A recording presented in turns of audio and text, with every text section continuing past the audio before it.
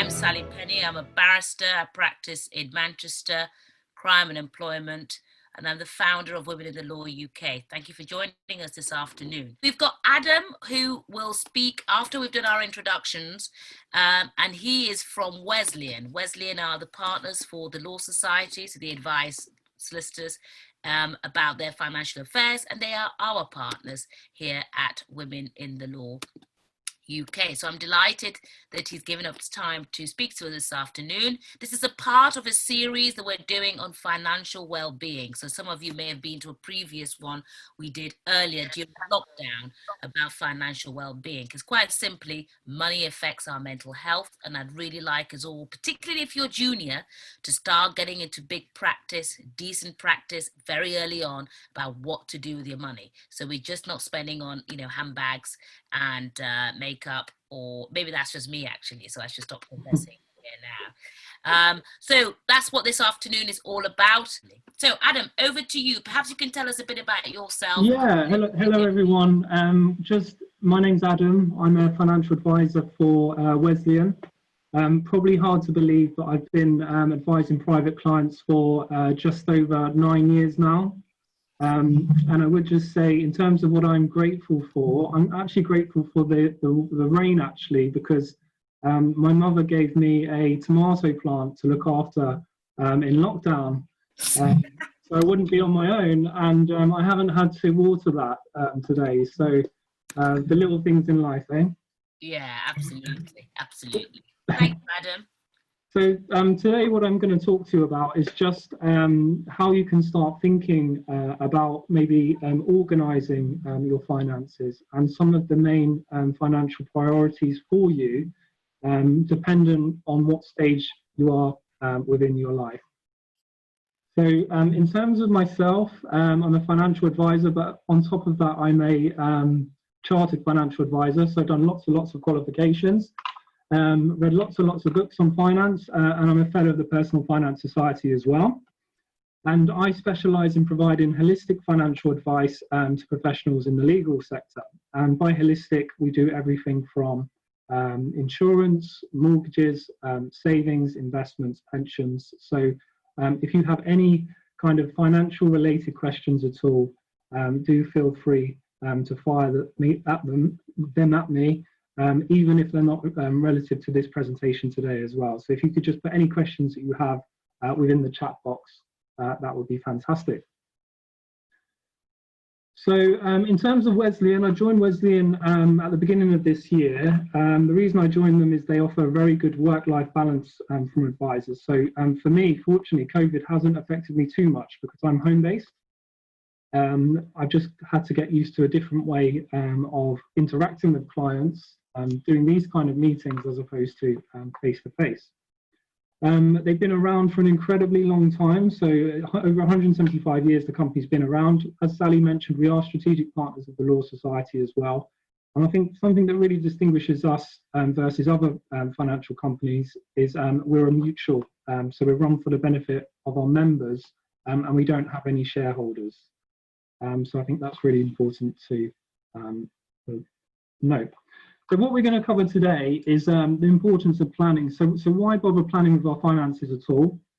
And then we're going to look at three main areas of planning and the priorities in which you should consider them. So number one is protection and earnings. We then have pensions and retirement planning. And finally, we have savings and investments, the nice to haves. Okay, and like I said, any questions you have as we go through, we will stop at each section. But if you have any questions, just drop them in the chat box. So one of my most favorite quotes about financial planning is from a French poet, an aviator from the 19th century called Antoine de Saint-Exupéry. And he said, "A goal without a plan is just a wish." And I think that's really powerful because unless we know where we're going, I think this applies to all areas of life, how do we know how to get there? Okay, so it's really important. I think we plan in terms of how our lives are going to turn out, and we plan in terms of where we think our careers are going. But for most of us, we spend less time planning our finances than booking our annual holiday, and I think that's quite quite a scary thought, because finance is interlinked to so many things, including our financial well-being and our mental health as well. So financial planning is really, really simple if you break it down. It's just kind of where are you now? So a good way to think of things is take a snapshot or a photograph of your current financial situation. What do you have? And then you need to start thinking about what your goals are. Now that's going to be different for probably everybody on this call. I'll go over mine in a second, but something to really consider: what are your short, medium and long-term goals? Then you need to consider, well, what are the options available to you? There's lots of different, hundreds and thousands of different products in terms of finances out there. And if there wasn't, I wouldn't be in a job. So you need to consider, well, which is the best option for you to achieve your objectives? And then you need to implement that plan and continuously review the plan, because as we know, our situation changes and our priorities change over time. And also we need to make sure that we stick to those plans. So particularly with things like budgeting, we need to have accountability, that we are making sure that we are actually saving that X amount a month, and how can we do that in the most effective way. So for me, I'm massively into my travel, and I only have to worry about myself at the moment. So holidays, big around the world holidays are really high up on the agenda for me. So one of my short-term goals in the next 2 years, I want to go to Japan, and that's likely to cost me probably around £5,000 to £6,000. And the way I'm currently saving for that at the moment is I'm putting £250 a month into a savings account. And hopefully by the time I get there, I will be able to pay for that holiday. Now, looking ahead, currently I live in, you can probably see, I live in a studio apartment at the moment, and I didn't actually realise how small it was until we really got into the throes of lockdown, but I definitely need somewhere bigger to live. So my medium-term goal, so my goal for 5 years plus time frame is to buy a new house, hopefully one with a couple of bedrooms. Okay, so I'm looking to save around about 50,000 for that purpose, and I'm putting again £500 a month into a different type of investment. So it's what we know as an investment ISA or a stocks and shares ISA, to try and get superior returns over a longer time frame. My long-term goals are to retire eventually. I don't want to work to the state pension age of 68. I would like to get away sooner than that, so I can, again, enjoy myself. So I'm looking to get away hopefully by age 60.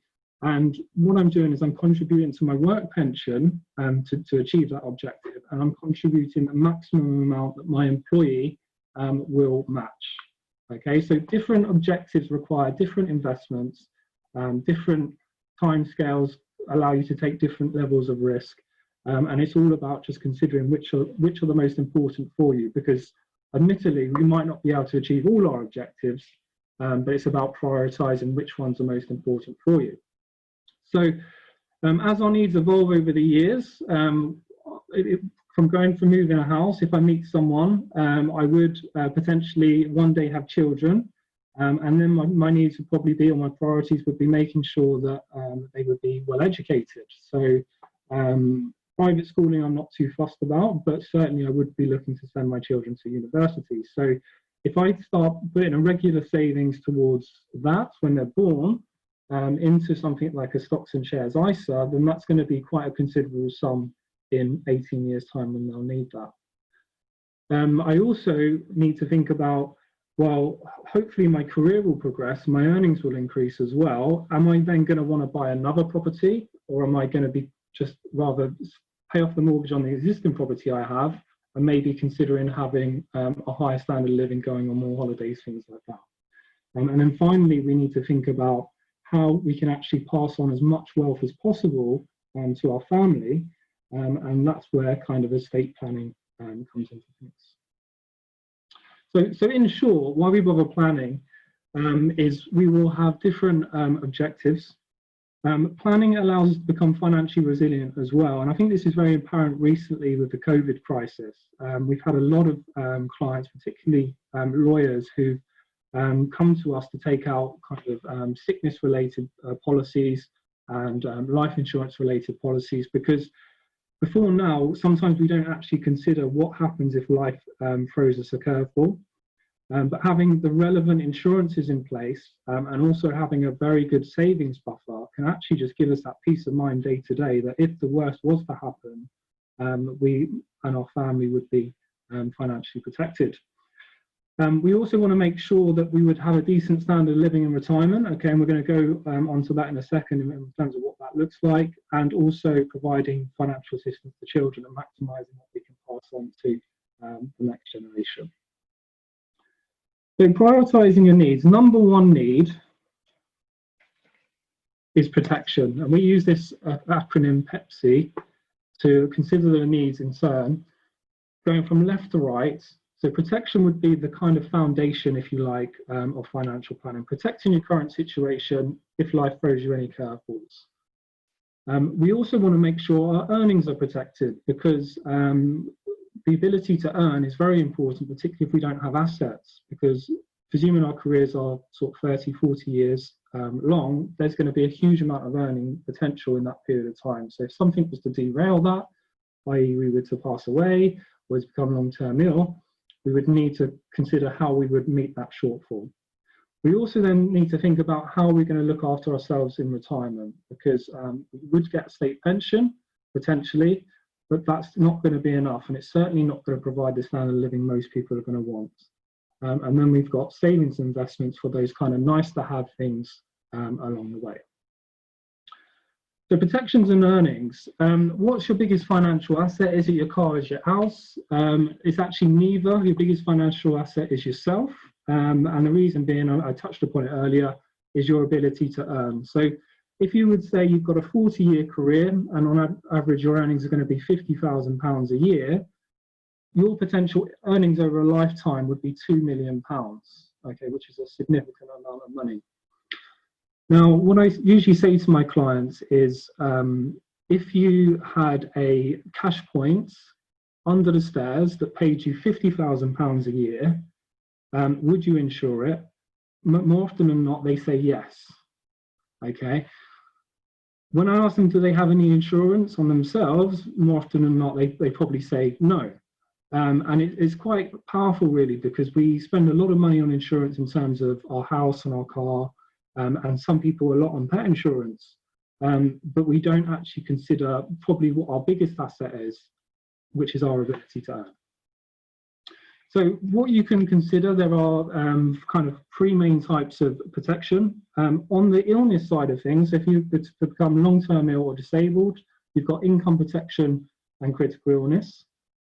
And then if you were to pass away, and this is probably more relevant if you have dependents or you have other family members that are reliant on you, then you'll be looking at life insurance. And obviously you've got general insurance, which covers the kind of day-to-day stuff like your house and the car, etc. So in terms of insurance, the best place to look at is kind of what would happen today if I was long-term sick. Okay, so everyone should consider that. Now, if you're employed, and I think there's probably a mixture here, if you're employed, you would get statutory sick pay as a government benefit. Okay, and statutory sick pay is £95.85 per week. So it's not a huge amount of money. And for most people, that would probably barely cover their food bill. Okay, statutory sick pay pays for 28 weeks. Okay, if you're not if you're not employed and you're self-employed, you wouldn't have any benefits at all potentially. So that makes it even more important. Now, again, if you're employed, and this is really worth checking, and you can check this on your employment contract, what would happen after those 28 weeks? So if you're very fortunate, your employer would actually cover you after that period of time. They might cover you for, say, 6 months, 12 months. The very best employers would cover you all the way until retirement, so you were to never go back to work. So it's really important to consider what you currently have, because your ability to earn is incredibly important. Now, if you do feel that there's a gap there, you can look at a policy called income protection. Now, income protection pays out a tax-free income to replace the income that you've lost. For any reason, a doctor signs you off as being too unwell to carry out your own job. Okay. Now, Income protection, the average claim on an income protection plan is around about 5 years. And the most claimed areas are actually things like back pain and stress. So it's any reason a doctor says you're unable to do your work, and as long as you signed off, that will continue to pay. Payments are tax-free, and they will pay after what's known as a deferment period. And deferment period, what most people will do is try and dovetail this with when their employee benefits end. Okay, so if you get paid by work for 6 months, you would have a private income protection plan to cover you after that period. The longer you can put the deferment period back, the cheaper the premiums are going to be for you as well. Okay, and you can protect anything up to 60% of your income. The reason they don't allow you to protect the full amount of your income is because obviously there'd be no benefit to go back to work or no incentive to go back to work. But for some people, you might just want the very essential expenditure covered, at least for things like your rent or your mortgage, food, utilities, bits and pieces like that. Income protection will continue to pay until you are then fit to return to work, or till the end of the policy term, which is usually tied in with your retirement, which for most of us is going to be 68. Okay, and again, there's a huge amount of benefit that can be potentially taken from that period of time if you get to claim on the policy. When looking at income protection policies, you want to make sure that it's on our own occupation basis. This is absolutely essential. Obviously, as professionals, you put a lot of training and money into your career. And if you had any occupation plan, they could potentially say, the insurance company could turn around and say, well, actually, no, we still think you could stack shelves in Tesco's or do something like that.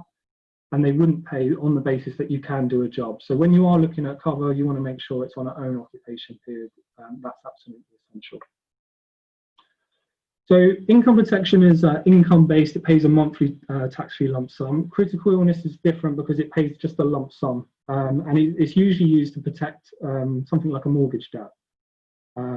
And critical illness is different from income protection because income protection pays off for any reason a doctor signs you off as being too unwell to do your job, whereas critical illness would pay out a tax-free lump sum in the event of you meeting one of the specified definitions within the policy. So the main ones are things like cancer, heart attack, stroke, multiple sclerosis, and the best policies nowadays would have between 50 to 60 different definitions on them.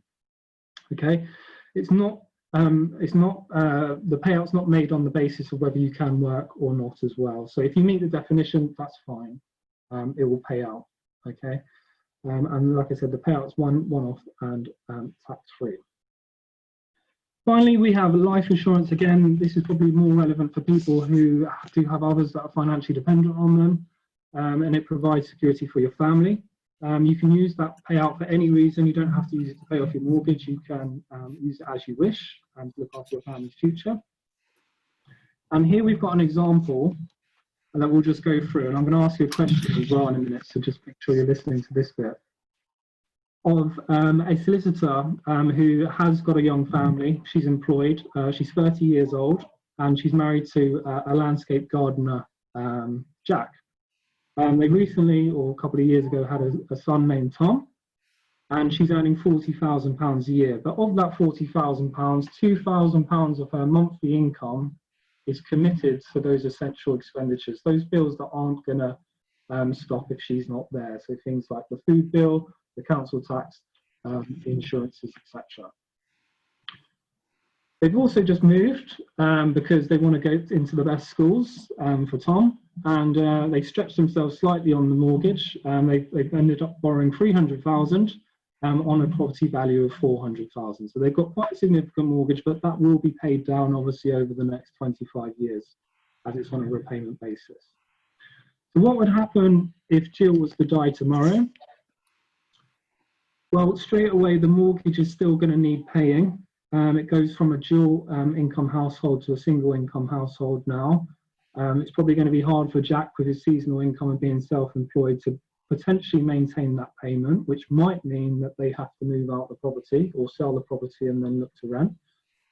They're also going to be missing Jill's income as well. So Jill is earning £2,000 or contributing £2,000 a month for that central expenditure. £2,000 a month is £24,000 a year. And on top of that, if they were to take that to Tom's 18th birthday, the point at which we would say Tom's potentially financially independent, you're looking at quite a significant figure for the earnings that we're now missing from Jill. So you're looking at around about £384,000 worth of missed earnings there. Okay, so in terms of liabilities that family has, is £684,000. In terms of what Jill has, and this is always a good position for you all to think about, it's what have you got through work? So if you're fortunate enough to have to work benefits, death in service is typically 2 to 4 times your basic salary, but it's independent on your different work contracts. So Jill luckily does have death in service, and she is working at the time that she dies. She doesn't have to be specifically working, but she's in an employed contract. And she would get £80,000 paid out by her employer. Also, luckily, since she joined the company, she's been putting money into her pension each year. Now, pensions, if you were to pass away before the age of 75, pensions would go tax-free as well to your beneficiaries. So Jill has death in service of £80,000, a group personal pension of £40,000, so her family would get a combined £120,000. Okay, and as you can see, there's quite a big gap there in terms of shortfall, in terms of what the family is going to do. And it's probably going to cause some significant financial difficulty. So now, getting to the question, how could she have insured against that risk? She could have looked to take a mortgage protection insurance, which would cover the mortgage and drop down in line with the mortgage over 25 years. And that would pay out a tax-free lump sum if she was to die, and it would guarantee to clear off their mortgage. So at the very minimum, now the family home is protected. She's got somewhere to live. On top of that, she could have taken a family income benefit plan, which would pay out £2,000 a month, and that would pay out on an index-linked basis, and that's important because the true value of that 2,000 benefits protected for the next 16 years until Tom is 18, and that would cover that entire liability. So I'm just wanting to ask you all now, how much do you think a policy like that would cost on a monthly basis? If you could just put your answer in the comment section, that would be fantastic. Sorry, Adam, what was the question? So how much would a policy to protect her liability of £625,000 be on a monthly basis? Quite a lot. Is it income protection or just family? This is if she was to pass away, she wants to clear her mortgage and then have £2,000 a month until her son is 18. How much do you think that policy would cost a month? Okay, so people, can you write it in the chat box? I hope you're all there. I know financial stuff's quite dry, isn't it? But it's really important. I think it's quite expensive, this policy. So I've written in quite an expensive figure. Come on, let's have more figures on this. Cut off your laps. Okay, so far we've got £100 a month. We've got £556 a month. Yeah, I think it's really expensive, especially if, for barristers, crikey. 250 a month, 200, okay. But I might be thinking about income protection is what I'm thinking. I think you might be, Sally. I think you might be, which is more expensive. This is just life cover only. So it's if she was to die, it would clear her mortgage off and it would pay £2,000 a month until her son was 18 years old.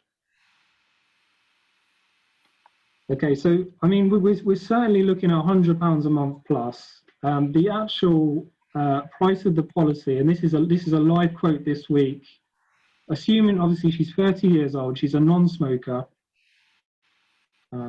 price of the policy would be £23.72. Wow! So probably less than a couple of coffees a week. Crikey! Well, yeah. I think all the money we're saving by not going to Cafe Nero, my cafe of choice, over Costa and Starbucks, that's amazing. Exactly. And if she would like to, if she had this policy in place, that meant her pension then, all the liabilities would be covered, and it would mean her pension and her death in service would just be the icing on the top for her family. Okay. If she didn't want to spend £23 a month, she could just protect the mortgage, because at least if the family home was protected, then Jack's not going to have to run back to work very quickly. He could potentially sell that. That's an asset that he could rent. to just protect the mortgage, it would be £8.21 a month. So I think when it comes to cover, it's good to have just a little bit, and it's not a case of all or nothing. You can have, you can pretty much tailor it to any budget. Okay. So, like I said, what you need to do is the default position is find out where you are now. So, what do you have via your employer in terms of all these things are important, but the most important ones are your pension. What would happen if you're long-term ill? And what would happen if you were to die? And I know for you, Sally, as a barrister, you don't have any of that, do you? No, often in different chambers. I know we've got Emma on here. I think Emma might be way younger than I am. But often there are sort of links, because when barristers become tenants, we have to buy into a chambers. So there'll be a loan provided by, say, NatWest or whatever the agreement is, and the juniors just sort of sign up here, if you like, after a few years. But there's nothing, and so individuals really are expected to find their own, or there are usually senior members who say, well, you know, my accountant does this. That's often what happens. You know, my accountant suggests this or that, you know, whether it's car loan, rent are supposed to buy, all that type of thing. They're often linked to different things. So yeah, we don't have anything, but they do further. I know Emma's written in saying she's taken out a few policies with Aviva for the first house. She said, I was surprised by the low amount to be paid each month, but I think it is worthwhile as a peace of mind for the longer term. Absolutely. Honestly. Absolutely. Yeah, I mean, we forget at the bar. We just don't. We're busy earning, and that's it. And I think even if you're not at the bar like we are, you know, solicitors, I think it's important. So yeah. Yeah.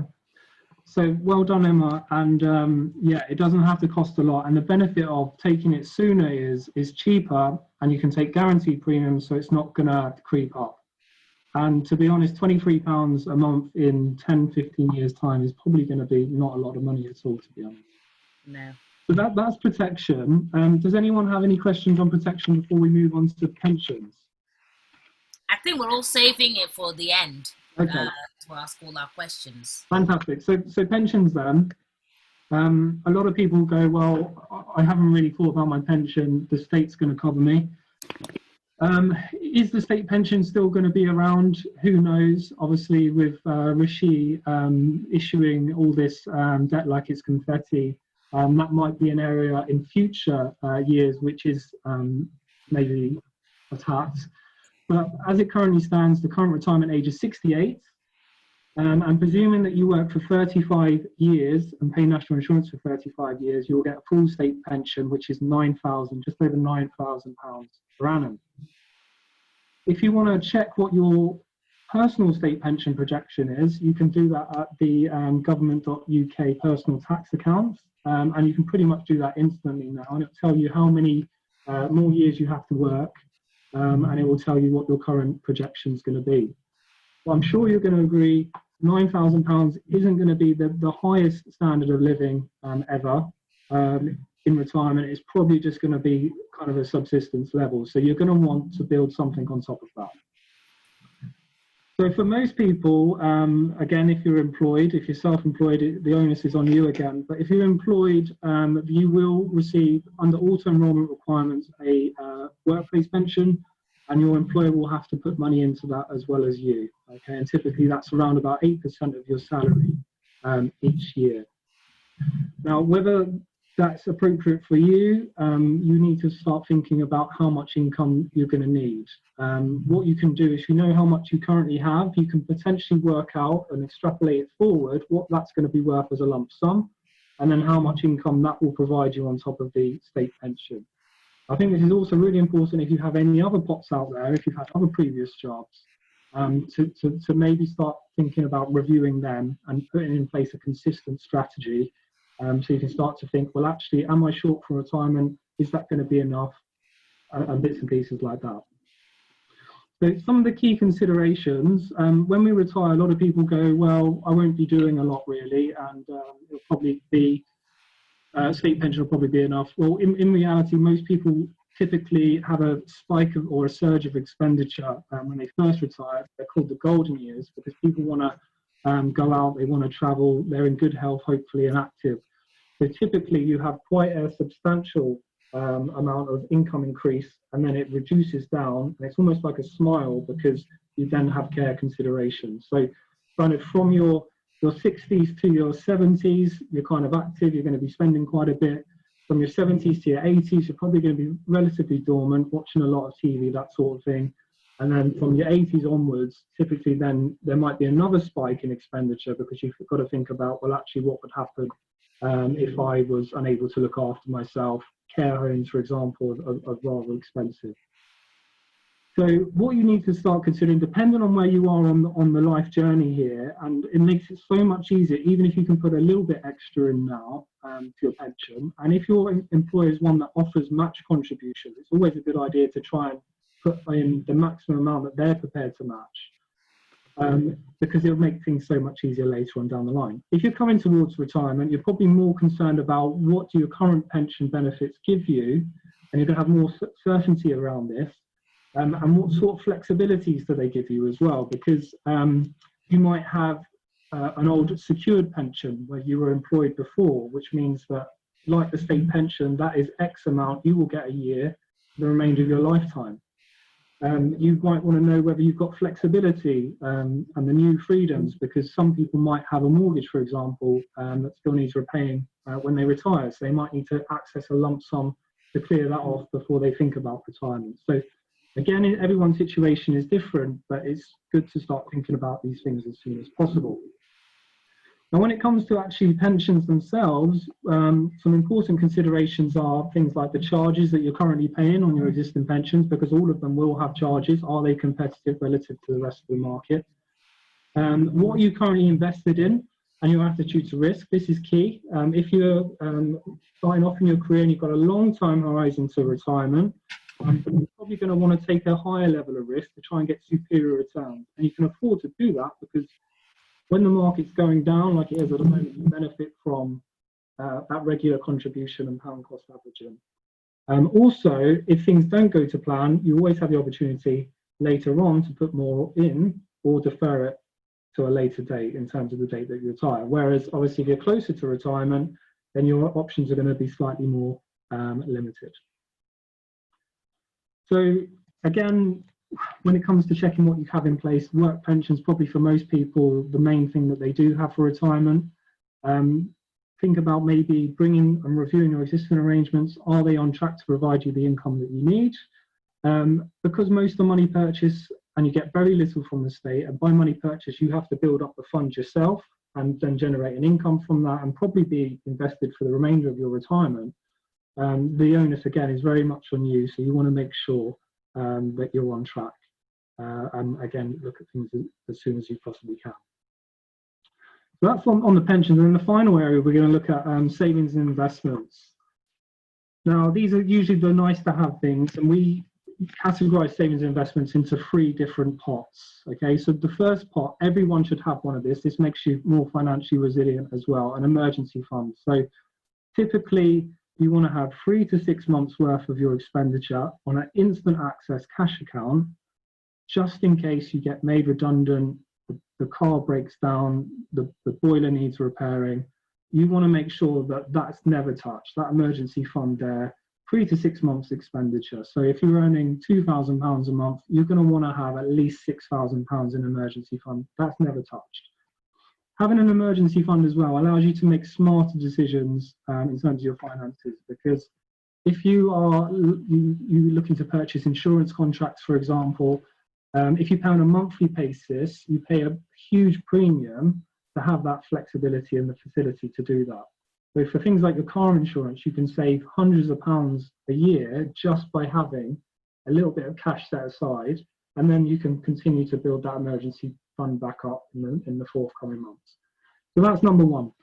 Number 2, you then need to consider, well, what expenditures have you got in the next 1 to 5 years that are going to be significant and above what your normal income and expenditure is. Okay, so again, this is things like big holidays, this is things like home improvements, new cars.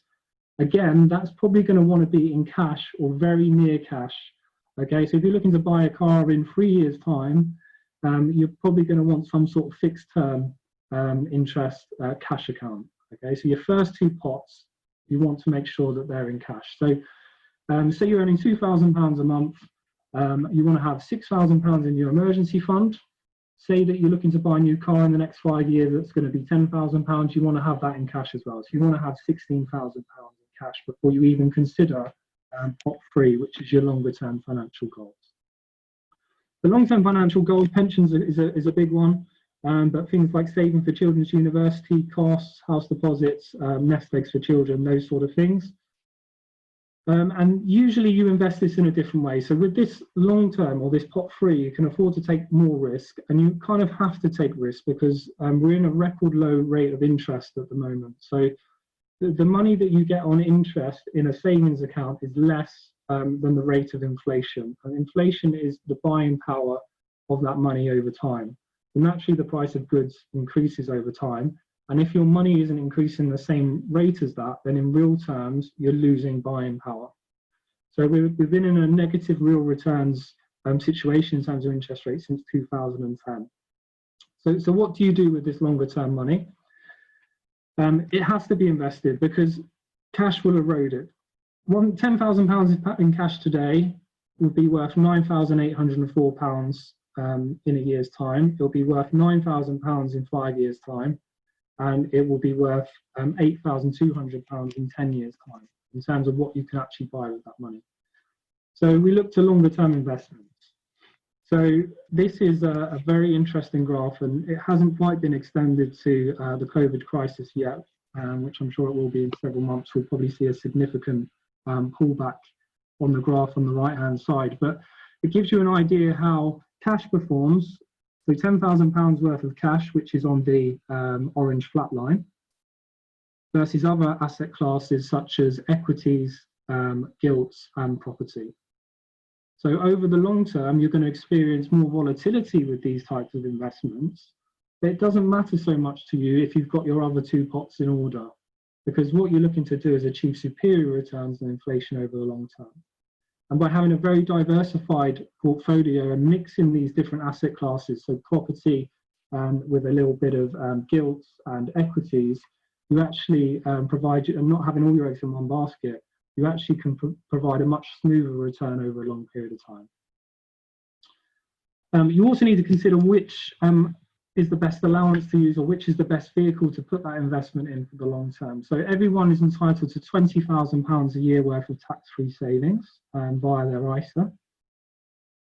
And the main types that are available now are the cash ISA, which would be a normal current account, but any interest that you earn on it would be completely tax-free.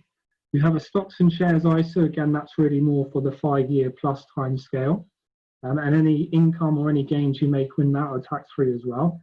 You have the innovative finance ISA, which is where you get tax-free earnings on lending money to other people. And you have the lifetime ISA as well, which is one which was launched in 2017, which was went relatively under the radar, but it's an incredibly fantastic scheme for those looking to save for their first property. So it's all about using the right investment vehicle for the right objectives, and this all comes back to your different time frames. So to give you an example of the lifetime ISA is available to anyone over the age of 18, but under 40, and you can put £4,000 a year into this to save for your first home or retirement, and for every £4,000 you put in, the government will give you a 25% bonus, which is £1,000 a year.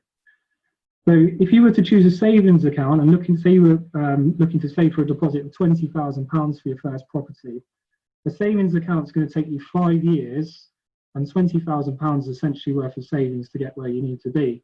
The lifetime ISA, just by choosing the right product, will get you there in 4 years, and you only have to put £16,000 worth of contributions in because you're getting that government bonus each year.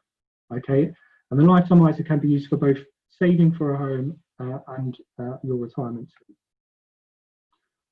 So that's a quick overview of the main priorities, and just to recap again, moving from protections, earnings, pensions, savings and investments, and that's the order you should look to consider these in.